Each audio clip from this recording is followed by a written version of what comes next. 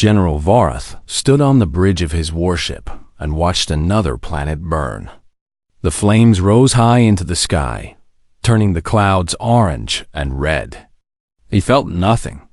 He had seen this sight many times before. Too many times to count. Varath was not like other beings in the galaxy. He stood 9 feet tall. His skin was covered in black scales that were harder than steel. He had 4 arms, each one strong enough to crush stone. His eyes glowed yellow in the darkness, and when he walked, the ground shook beneath his feet. They called him many names across the stars. The Undefeated, the Deathbringer, the End of Worlds. In 10,000 years of warfare, no one had ever beaten him in combat. He had killed over 10,000 enemies with his own hands. He had conquered 37 worlds for the Kelthari Empire. Entire civilizations surrendered when they heard his name. But today, Varath was bored. He turned away from the burning world and walked to his throne. His generals stood around him, waiting for orders. They were afraid of him. Everyone was afraid of him. This was normal. This was how things had always been. A message came through the communication system. It was from the Emperor himself. General Varath, the Emperor's voice said, "We have found something interesting. A small planet at the edge of uncharted space. The natives call it Earth." Varath did not react. There were millions of planets in the galaxy. What made this one special? "These creatures call themselves humans," the Emperor continued. "They are weak. They have no claws, no fangs, no armor on their skin. They cannot breathe underwater or survive in the cold of space. By all measures, they should have died out long ago." "Then why do you bother me with this?"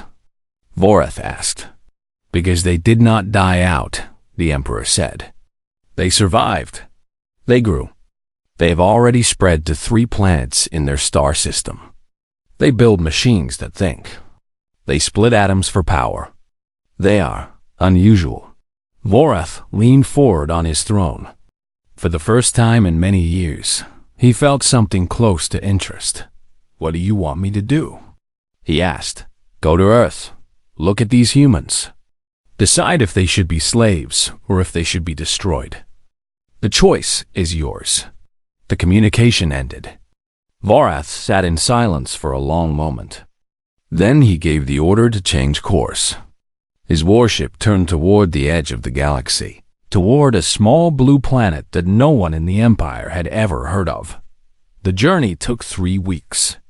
During this time, Varath studied everything the Empire knew about humans. He watched recordings of their history. He saw their wars, their cities, their art. He learned their languages. He read their stories. What he found confused him. Humans were weak. This was clear. A single Kelthari warrior could kill 100 of them without trying. They had no natural weapons. Their bodies broke easily. They lived for less than 100 years, which was nothing compared to the 1,000-year lifespan of his people. But they did not act weak. Varath watched recordings of human soldiers charging into battle against enemies that were bigger and stronger than them. He saw humans climb mountains that should have killed them. He saw them dive into deep oceans and fly through the sky in metal machines. He saw them survive disasters that would have ended other species. And the strangest thing was this: humans kept hurting each other. Their history was full of wars. They had weapons that could destroy their entire planet. They had come close to killing themselves many times, but they never did. Every time they fell, they got back up. Every time they destroyed something, they built something new. Varath did not understand this. In the Kelthari Empire, the strong crushed the weak. This was the natural order. But humans seemed to follow different rules. Rules that made no sense to him. When his warship arrived at Earth, Varath looked down at the blue planet through his viewing screen. It was small and fragile. The humans had no defense systems that could stop him. He could burn this world in a single day if he wanted to, but he did not want to. Not yet. He sent a message to Earth's leaders. The message was simple. According to Kelthari tradition, he would face humanity's greatest warrior in single combat. If the human champion won, Earth would be protected forever. No one in the Empire would ever touch it. But if the human champion lost, Earth would become a slave world. Every human would serve the Empire until the end of time. He gave them 7 days to choose their champion. Vorath expected panic. He expected begging. He expected the humans to cry and plead for mercy. This was what every other species had done. But the humans did not panic. Their leaders met together and talked calmly. They did not argue or fight among themselves. They did not try to run away or hide. They simply listened to his demands, nodded their heads, and said 4 words that Vorath would never forget. "We will send someone." That was all. No fear in their voices. No desperation. Just quiet confidence. Vorath turned off the communication and sat back on his throne. For the first time in centuries, he felt something new. He did not know what to call this feeling. It was not fear, because he had never known fear. It was not respect, because he respected no one. Perhaps it was curiosity. Perhaps it was the beginning of something else entirely. He would find out in 7 days. The leaders of Earth met in a large room with no windows. They were the most powerful people on the planet. Presidents, prime, ministers, generals, scientists. They had 7 days to choose someone who would fight for all of humanity. "We need our strongest soldier," one general said. "Someone who can at least put up a fight." "It won't matter," a scientist replied. "I've studied the data on Kelthari biology. That creature is 9 feet tall and has 4 arms. His scales can stop bullets. Our strongest human would be like a child fighting a mountain." The room fell silent. Everyone knew this was true. There was no human alive who could defeat General Vorath in a fair fight. It was simply impossible. An old woman stood up. Her name was Dr. Minji, and she had spent her whole life studying psychology. She was small and thin, with gray hair and gentle eyes. The generals looked at her with confusion. What could this old woman possibly offer? "We are thinking about this the wrong way," she said. "We cannot win with strength. But perhaps we do not need to." She pressed a button and a face appeared on the screen. It was a man in his mid-30s. He had short black hair, tired eyes, and a small scar on his chin. He was not tall or muscular. He looked like an ordinary person. "This is Taiho," Dr. Minji said. "He is a former soldier. He now owns a small noodle restaurant in Bazan." The generals laughed. "A noodle shop owner? You want to send a cook to fight the greatest warrior in the galaxy?" Dr. Minji did not smile.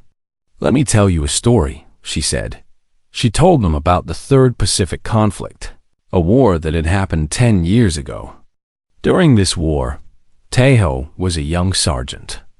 One day, his unit discovered an enemy bunker hidden in the mountains. There were nearly 50 enemy soldiers inside, all of them armed and ready to fight. The normal thing to do would be to call for backup, or to bomb the bunker from the air. But Taiho did something different. He put down his weapon. He walked to the bunker door alone, and he went inside. His commanders thought he was dead. They waited for gunshots. They waited for explosions. But the bunker stayed quiet. 3 hours passed. Then the door opened. Taiho walked out first. Behind him came 47 enemy soldiers. They were not prisoners. They had not been forced to surrender. They walked out on their own, with their weapons still in their hands, and they laid those weapons on the ground by choice. When asked what happened, the enemy soldiers said the same thing. "The man talked to us. He listened to us. He made us remember why we were fighting, and then he made us realize that we did not want to fight anymore." Taiho ended a battle without firing a single shot, Dr. Minji said. He does not fight with his hands. He fights with his heart. The room was quiet for a long time.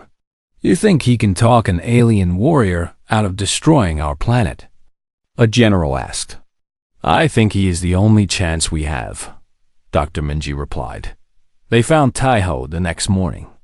He was in his restaurant, preparing soup for the lunch rush.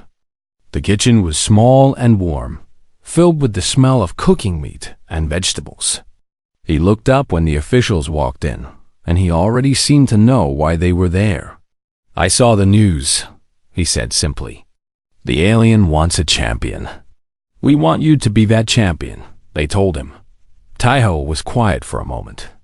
He stirred his soup slowly, watching the steam rise into the air. Then he asked a single question. Can I say goodbye to my wife first? That night, Taiho sat with his wife Yuna on the roof of their small apartment. They had been married for 8 years. They had no children, but they had each other, and that had always been enough. Yuna held his hand tightly. She was trying not to cry. Everyone is saying you are going to die, she said. Everyone might be right, Taiho admitted. Then why are you going? Taiho looked up at the stars. Somewhere out there, a massive warship was waiting. Inside that warship was a creature that had killed more beings than Taiho could imagine. A creature that had never lost a fight in 10,000 years. Because someone has to, he said. And because I am tired of watching people die when there might be another way. Yuna leaned her head against his shoulder. Are you afraid? Taiho thought about this question for a long time. He thought about the war. He thought about the men he had killed and the men he had saved. He thought about the nightmares that still woke him up at night, sweating and shaking. He thought about the years of therapy, the long talks with doctors, the slow, painful work of learning to live with what he had done.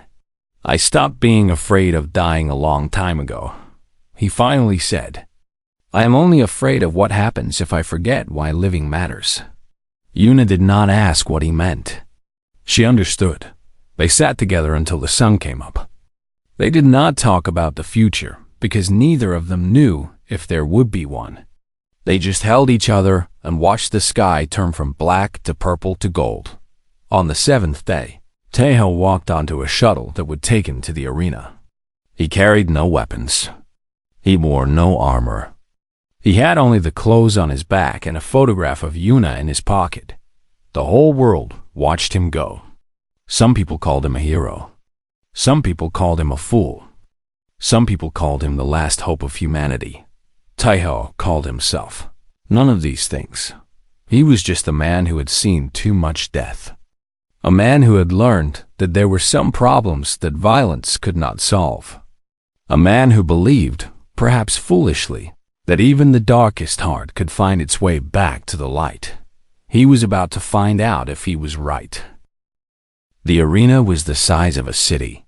It floated in space between Earth and the moon, a massive ring of metal and glass built by the Kelthari Empire. 10 billion beings across the galaxy were watching through their screens. This was the most important fight in 1,000 years. The undefeated against a human. The end of worlds against a creature from a planet no one had ever heard of. Everyone knew how it would end. Everyone was waiting to watch the human die. General Varath stood at one end of the arena. He wore his ceremonial armor, black and gold, covered in symbols that represented every world he had conquered. In his upper right hand, he held his plasma blade. The weapon was famous across the galaxy. It could cut through anything. Ships, buildings, mountains. Nothing could stop it. He looked magnificent. He looked terrifying. He looked like death itself, waiting to collect another soul. The crowd roared when he raised his blade. Then the opposite door opened, and Taiho walked in. The crowd fell silent. The human was so small. He stood barely 6 feet tall, less than half the height of Varath. He had no armor. He wore simple clothes, a white shirt and dark pants, like he was going to work at his restaurant instead of fighting for his planet. His hands were empty. He carried no weapon of any kind. He walked to the center of the arena and stopped. Then he bowed. It was a traditional Korean bow, deep and respectful. The kind you give to an elder or a teacher. The crowd did not know what to make of this. Neither did Vorath. "Human," Vorath said, his voice booming across the arena. "Where is your weapon?" Taeho stood up straight. He looked at the massive alien warrior without fear. His eyes were calm. His breathing was steady. He looked like a man who had already accepted whatever was going to happen next. "I did not bring one," he said. Vorath laughed. It was a terrible sound, like rocks grinding together. "Then, you have come here to die quickly. I expected more from your species." "No," Taeho said. "I did not come here to die." "Then why are you here?" Vorath demanded. "Why do you stand before me with nothing but your soft skin and your weak bones? Do you think I will show you mercy? Do you think your courage will save you?" Taeho shook his head. "I did not come here to ask for mercy," he said. "And I did not come here to show courage. I came here to talk." The arena exploded with noise. Aliens from 100 different worlds shouted and screamed. Some of them laughed. Some of them were angry. This was not what they had paid to see. They wanted blood. They wanted violence. They wanted to watch the famous General Vorath destroy another enemy. But Vorath held up one of his 4 hands, and the crowd went quiet. "Talk?" he said. "You came here to talk?" "Yes. Do you understand what is happening here, human? This is combat. This is war. In a few moments, I'm going to kill you. I'm going to cut you apart with this blade, and then I'm going to turn your planet into ash. Your species will be remembered as nothing more than a footnote in the history of the galaxy." Taeho nodded slowly. "I understand," he said. "You have the power to do all of those things. You have always had the power. That is not what I want to talk about." Vorath's yellow eyes narrowed. He had fought countless enemies across the stars. He had faced warriors and generals and kings. But he had never faced anyone like this. He had never faced someone who simply refused to fight. "You have 30 seconds, Vorath growled. "Say whatever you want to say. Then I will remove your head from your shoulders." "That is fair," Taeho said. He took a deep breath. The whole galaxy was watching. 10 billion eyes were fixed on this small human standing in front of a monster. Everyone was waiting to see what he would do. What words could possibly save him? What speech could change the mind of the greatest killer in history? Taeho did not give a speech. He did not beg or plead or argue.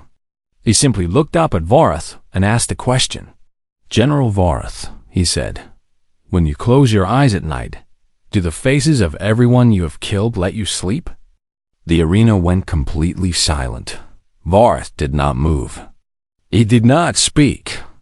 He stood there like a statue, his plasma blade raised, ready to strike.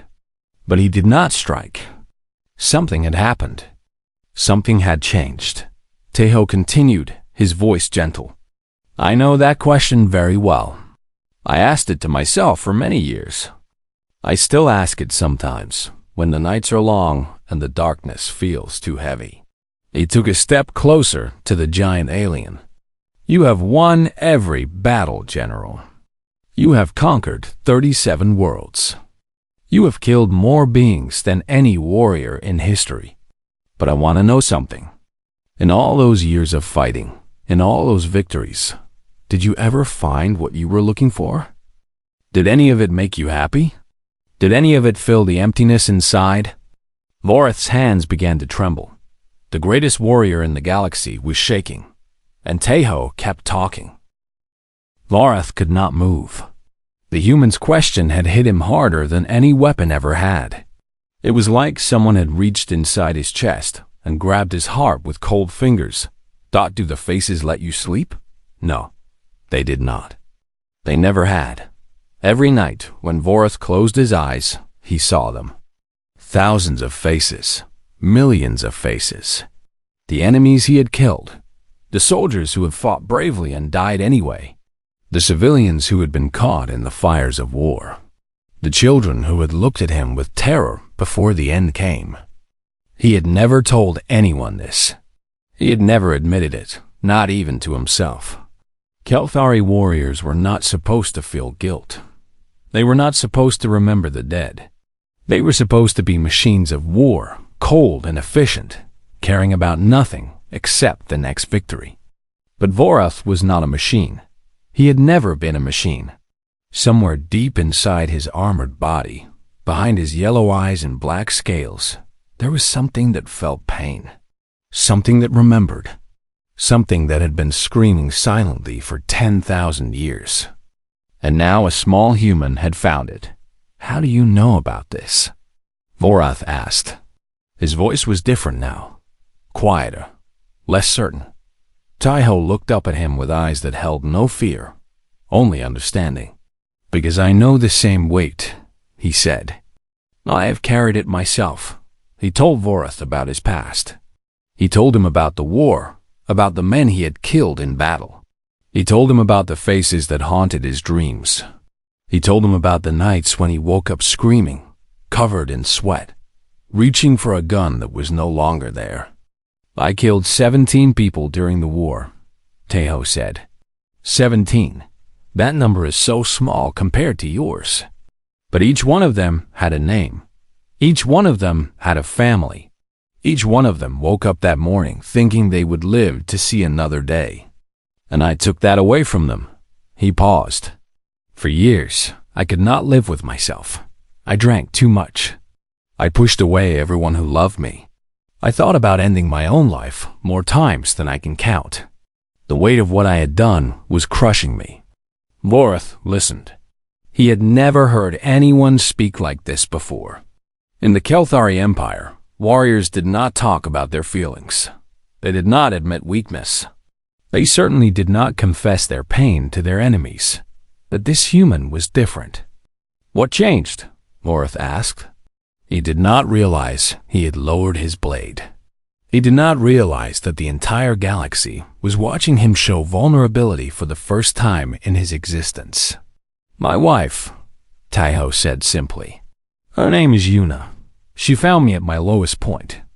She did not try to fix me or change me.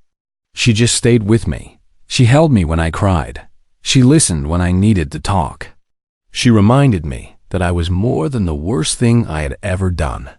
He smiled, a small, sad smile. She taught me that the past cannot be changed. The dead cannot be brought back. But the future is still unwritten. Every day is a chance to be better. Every moment is an opportunity to choose kindness instead of violence. Vorath's hands were shaking badly now. His plasma blade hung loose at his side, forgotten. I have no one, he said, and his voice cracked. I have never had anyone. The Empire made me into a weapon when I was young. They trained me to kill. They taught me that caring about others was weakness. I have conquered 37 worlds, but I do not have a single friend. I have won 10,000 battles, but I have no home to return to. I have everything, and I have nothing. The crowd was completely silent. No one had ever seen anything like this. The undefeated, the end of worlds, was breaking apart in front of them. Taiho took another step closer. He was now within arm's reach of the alien. Vorath could kill him in less than a second. But he did not. You have won every battle, Taiho said gently. But have you won anything worth keeping? Do you have someone waiting for you? Do you have a single memory that does not smell like blood? Vorath thought about this. He searched through 10,000 years of memories, looking for something good. Looking for one moment of peace, one moment of joy, one moment when he had felt truly alive instead of just surviving. He found nothing. His whole existence had been war. Fighting, killing, conquering, an endless cycle of violence that led nowhere. He was the most powerful being in the galaxy, and he was the loneliest. I could kill you, Vorath whispered. I could kill everyone on your planet. I could burn your world and feel nothing. Yes, Tahoe agreed. You could. You have the power to destroy everything I love. But let me ask you something, General. If you kill me now, if you destroy Earth, what happens tomorrow? What happens the day after that? Will you find peace? Will the emptiness go away? Or will you just move on to the next world, the next war, the next hollow victory? Vorath did not answer. He did not need to. They both knew the truth. You would still be alone, Tahoe said. You would still see their faces when you close your eyes. Nothing would change. Nothing ever changes, not until you decide to change it yourself. The arena waited. The galaxy held its breath. And Vorath, the greatest warrior in history, felt something wet rolling down his scarred face. He was crying. He had not cried since he was a child, before the Empire took him, before they turned him into a monster. He had forgotten what tears felt like. Now he remembered. For 7 full minutes, the arena was silent. 7 minutes where the greatest warrior in the galaxy stood still, tears running down his scarred face, his weapon forgotten at his side. 7 minutes where 10 billion beings watched and did not know what to think. Tahoe waited. He did not speak. He did not move. He simply stood there, patient and calm, like a man who had all the time in the world. Finally, Vorath spoke. His voice was broken, rough with emotions he did not know how to express. What do you want from me? Tahoe shook his head. Nothing. I do not want anything from you. Then why did you say all of this? Why did you come here with no weapon? Why did you risk your life just to talk to me? Because I wanted you to know something, Tahoe said. I wanted you to know that there is another way to live. You do not have to be what they made you. You are not just a weapon. You are not just a killer. Somewhere inside you, there is still a person. A person who can feel pain and joy and love. A person who deserves a chance to be happy. Vorath looked down at the human. This small, fragile creature who should have been terrified. This man who had walked into the arena with nothing but words and kindness. This person who had somehow seen through all his armor, all his strength, all his victories, and found the broken thing hiding underneath. No one has ever spoken to me like this, Vorath said. No one has ever treated me like a person instead of a monster. That is because they were afraid of you, Tahoe replied. I am not afraid of you, General. I see you clearly. I see your pain. I see your loneliness. And I see the choice that is in front of you right now. What choice? Tahoe gestured around the arena. You can kill me. You can destroy Earth. You can continue being what the Empire wants you to be. You can spend another 10,000 years conquering worlds and killing enemies and feeling nothing. That is one path. He paused. Or you can put down your blade. You can walk away from everything you have ever known. You can choose to be something different, something new. It will be hard. It will be painful. You will have to face everything you have done and learn to live with it. But at the end of that road, there is something waiting for you. Something the Empire never told you about. What is that? Vorath asked. Peace, Tahoe said simply. The kind of peace that comes from knowing you are finally living the life you were meant to live. The kind of peace that comes from connection, from purpose, from love. It is not easy to find. I am still looking for it myself. But it exists. I promise you it exists. Vorath stood there for a long moment. His whole body was trembling. Inside his head, 2 voices were fighting.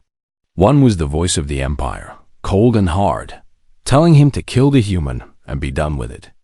The other was a voice he had not heard in 10,000 years. A small, quiet voice that had been buried under mountains of blood and violence. It was the voice of the child. He had been before the war, before the killing, before he became a monster.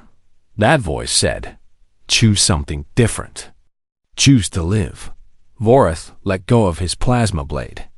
The weapon fell to the arena floor with a sound that echoed across the galaxy. Every being watching knew what that sound meant. They had just witnessed something impossible. The undefeated had put down his weapon. Vorith reached up and removed his helmet. Underneath, his face was covered in old scars. His yellow eyes were red from crying. He looked tired. He looked old.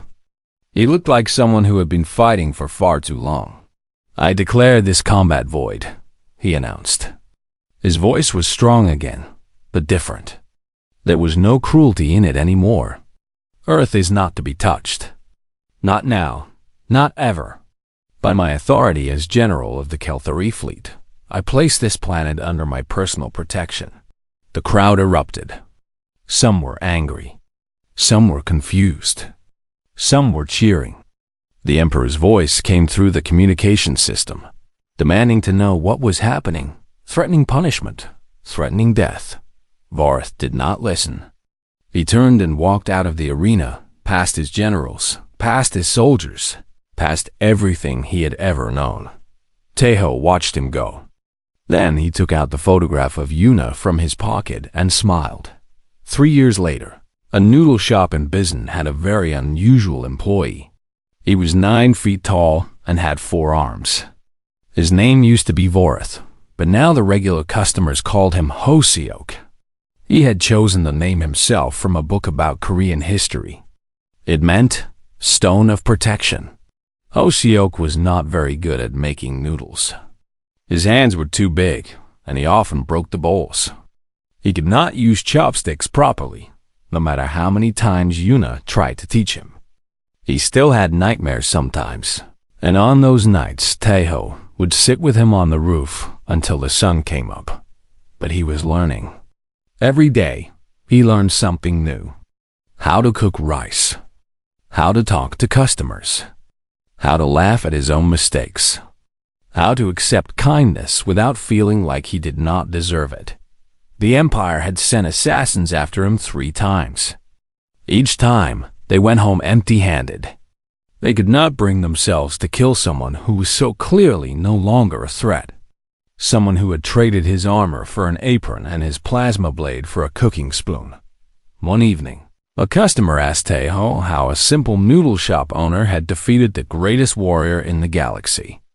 Teho just smiled and refilled the man's bowl. "I did not defeat him," he said. "I just reminded him that he was more than a weapon. We are all more than the worst things we have done. Sometimes we just need someone to help us remember that." Outside, the sun was setting over Bizen. The sky was painted in colors of orange and gold. Hosiok came out of the kitchen, wiping his 4 hands on his apron, and asked if anyone wanted more soup. The customers laughed and said yes. And somewhere in the stars, the Kelthari Empire was learning a strange new lesson.